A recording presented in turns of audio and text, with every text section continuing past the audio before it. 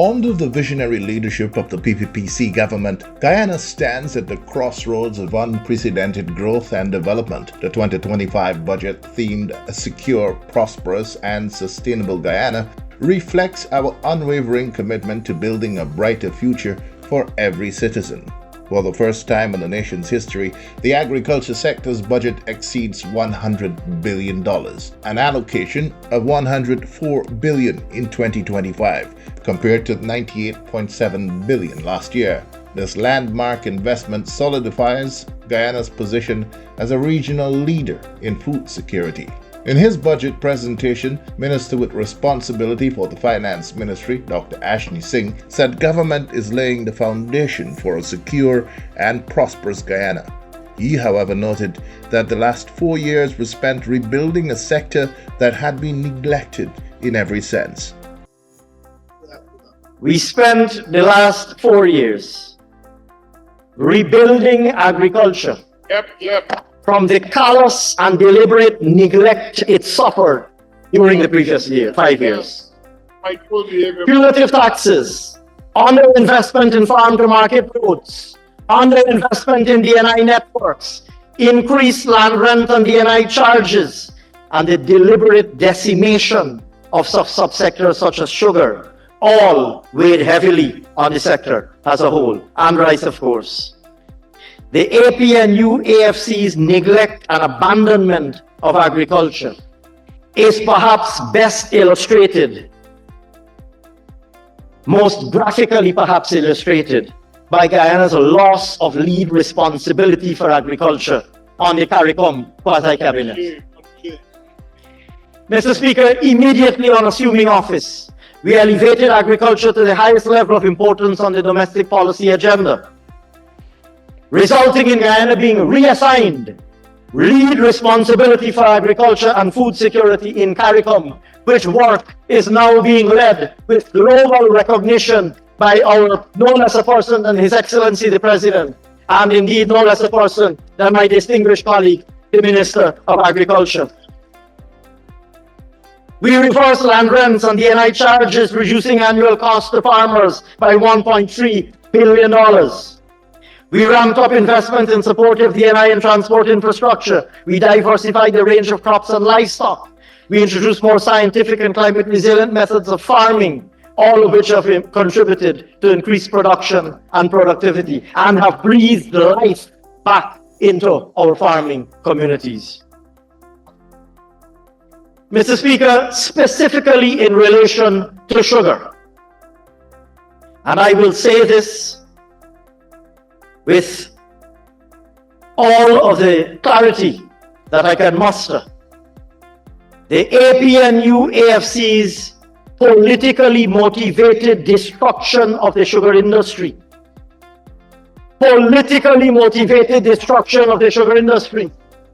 saw the closure of 3 grinding sugar estates, the displacement and instant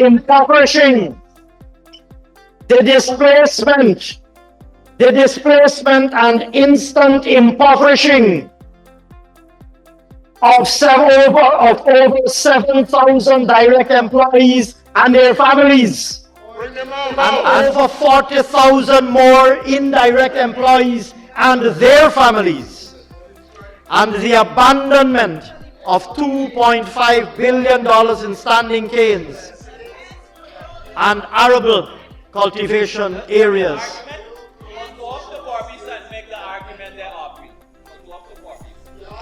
This devastated the socio-economic fabric. This devastated the socio-economic fabric of the dependent communities. Dr. Singh also spoke of all that was done for rice since 2020 to undo the damage done to the industry by the APNU AFC government, announcing that the sector will be allocated more than $400 million for 2025. Since returning to office, this government began, this People's Progressive Party civic government began an intense rebuilding resuscitation and revitalization of the sugar industry, to rekindle hope in the sector. We have reopened Rose Hall. We have provided transitional support to over 5,000 severed workers who incidentally were denied severance under the APNU AFC. We rehired over 4,600 persons. We expanded field operations. We expanded and mechanized in the field, in fact. We upgraded factory infrastructure, and we upgraded our packaging plants. In 2024, the sum of $15.5 billion,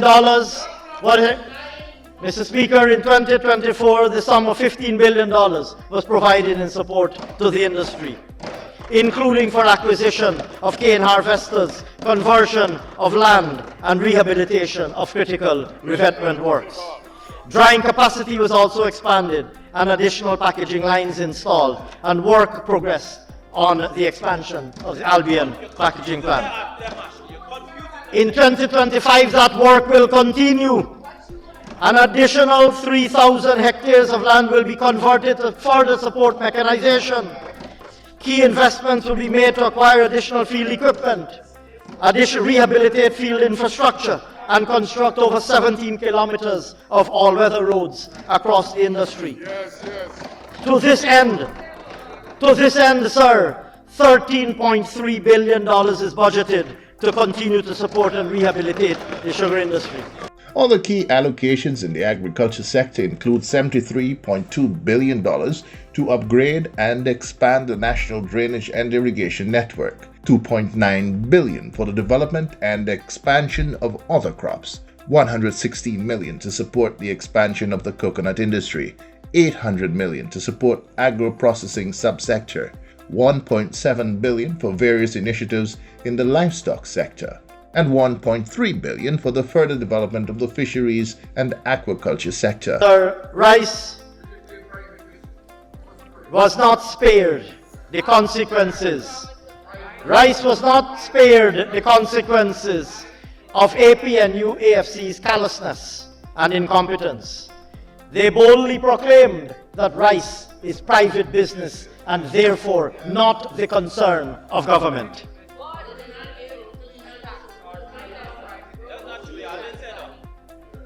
Mr. Speaker,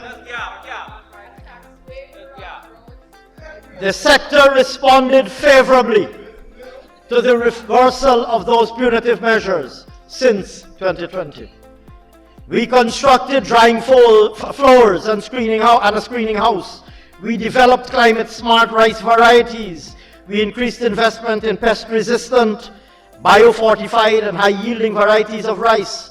We supported the development of value-added products. We expanded export markets. We trained more than 2,000 farmers in rice crop husbandry, and we reduced the sales commission paid by millers and exporters.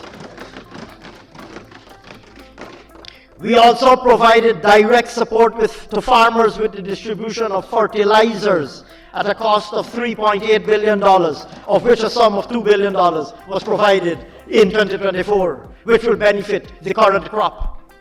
In 2025, our investments will expand storage capacity at the number 56 seed facility and extend precision agriculture to farmers, including specialized broadcast equipment to improve efficiency in crop management. Mr. Speaker, not including the fertilizer support, our government contributed an amount of $524 million to the industry last year, and we've budgeted $430.9 million for 2025. Speaking during a live television program in Berbice Saturday, Agriculture Minister Zulfikar Mustafa said the 2025 national budget, as laid before the National Assembly, is one that will build upon the achievements of the last 4 years. He noted that generally speaking, there is something for everyone. But this year's budget have something for every single strata, every single section of the Guyanese society, and this year's budget will continue the transformation that started in 2020.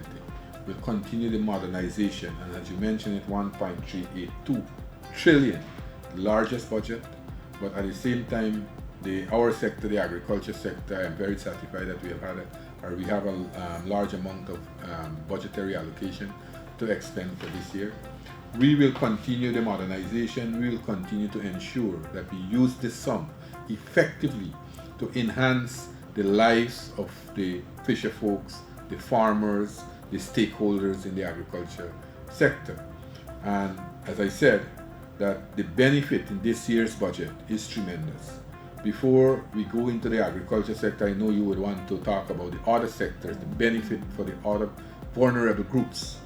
But we have seen last year our country perform extremely well, where we saw 43%, 43.6 to be accurate, 43.6% growth in the country's GDP. And if you look at that, we were the fastest growing economy in the world. And that tells us something. That tells us that we have prudent management. We have a country whose economy is moving rapidly. And not only because we are an oil and gas producing country, we experience that kind of growth of 43.6%. But the non-oil sector would have contributed tremendously to that. We have from the non-oil sector 13.1% growth coming out of the non-oil sector. And for me, I am very elated as the Minister of Agriculture because the 13.1% that contributed to the 43.6% growth to the country's GDP, agriculture would have contributed 11% of that growth. And that is tremendous. You know what is 11% growth in the agriculture sector? And we will discuss over your program. I think we will discuss a number of issues in how we'll continue to move this sector forward. But I am very happy to see that this budget, as I said, has tremendous benefit to every section, every strata of Guyana's society and the Guyanese community. Minister Mustafa also spoke of the performance of the agriculture sector in 2024. And besides sugar, I want to say besides sugar that contracted 21% from last year's production, all the other sectors within the agriculture sector would have grown. For example, rice. We have seen tremendous growth in the rice sector. Now, as a matter of fact, for the first time in our country's history, we have surpassed the 700,000 ton mark. That's an achievement for us, right? We never ever before produced 700,000 tons of rice. The production last year was 725,000 tons of rice we produced. We have seen growth in the other crop sector, fruits and vegetables. We've seen growth in the livestock sector, 24% growth in the livestock sector. We saw growth in the fishing industry, the new and emerging crops. For example, we are now on corn, on soya producing country. When we start out in 2020, we said that we have to bring down the cost of livestock feed. We have to produce our own livestock feed. We have to be self-sufficient in producing all the needs for our livestock farmers. And when we assumed government in 2020, we went and we met with the various stakeholders, especially the poultry farmers, and we earmarked the Takama area to start the cultivation of corn and soya. Now we have intensified that, and by the end of these two crops for this year, I think we will be self-sufficient in cultivating 25,000 acres of corn and soya twice per year. As long as we can do that, then we will also be a net exporter. That is how tremendous the agriculture sector performed. For example, we worked with the farmers, the fish farmers, Region 6. They used to produce 10,000 kilograms of shrimp monthly. They used to do it in a subsistence basis. The president said, let's work with them. Let's try to enhance their area. And we did that. And now last year, we increased production from 10,000 kilograms monthly to approximately 120,000 kilograms monthly. We had produced 1.2 million kilograms of shrimp last year coming out from the brackish water shrimp industry. So you could see the agriculture sector, we are moving rapidly. We are making Guyana more food secure. And you know where we took this sector from. When we took the sector was run down. People had lost confidence in the sector. The former government would have de-emphasized the sector so much so that we had lost our place in CARICOM. Today, Guyana is a shining light in CARICOM. Every single country in CARICOM, they are looking towards Guyana for that leadership, that expertise that we have, and we are working with them in places like Trinidad and Tobago, Barbados, St. Lucia, St. Vincent, you call it. They have been working with us, and I think our president, he is given excellent leadership. Since he have retook this position, or since he have taken up the leadership in agriculture and food security in CARICOM, we have seen a renewed interest not only in Guyana, but the entire Caribbean. We have seen a renewed interest in agriculture. Places that, countries whose economy were built on tourism, was built on other areas, oil and gas. Now they are embracing agriculture. They want to do what Guyana is doing. According to Minister Mustafa, the social intervention started a few years ago will be intensified this year and is provided for in this year's budget. As a government, we cannot only expend or increase budgetary allocation and expect that we will have enough production. First of all, you have to build the confidence of the farmers. You have to work with them. That we have been doing very, very aggressively and regularly. I have been having regular outreaches across the country. I have been meeting with various groups across the country. We have been working in partnership, and as you mentioned, there are programs for various sections, of the population in the agriculture sector. You mentioned the single parents, especially female. We started the Cutthroats Project. At NARI, we targeted the single parents and especially female to get help from that project. We are producing the roses and sold it for just about between $200 to $500. They are reselling it for $2,000. We have a very, very aggressive poultry program in terms of the Black Giant program that we have. Thousands of Black Giant birds we have delivered to females across this country so that they can get involved in some form of some activity that will help benefit them economic activities. We have started the broilers program with women. And you know for a fact, let me tell you that, I don't know how many Guyanese would have known this, but the president gave instruction that every single project coming out from the Ministry of Agriculture must include 35% women and youth. And that we have been doing. So you have a lot of women involved, but then the young people. How we can attract young people into the agriculture sector. And here again, we try as much as possible to be innovative, to capture the imagination of young people in this country. Because young people today, they don't have an interest in agriculture because they thought, or they feel, or there's a perception out there that agriculture is a menial job. It's a job that you have to do more physical work. Now we are changing that scenario. We are making agriculture more enjoyable for young people. They can do it. We are making agriculture less labor intensive and more modern. So what we did, we formed a company called the Agriculture Innovation Entrepreneurship Program, where we target a number of graduates coming out from the University of Guyana, the Guyana School of Agriculture. And today, since that program has started, we have built over 600 shade houses across the country. Hundreds of young people, graduates, who are doing clerical work, pushing paper and pen behind a desk. They are now involved in agriculture. They are now practicing what they would have learned in the classroom, sharing their skills out there to enhance this sector. So I think the sector have grew tremendously over the last 4.5 years. And I think the future for agriculture is bright. As I am speaking now, we are constructing a food hub.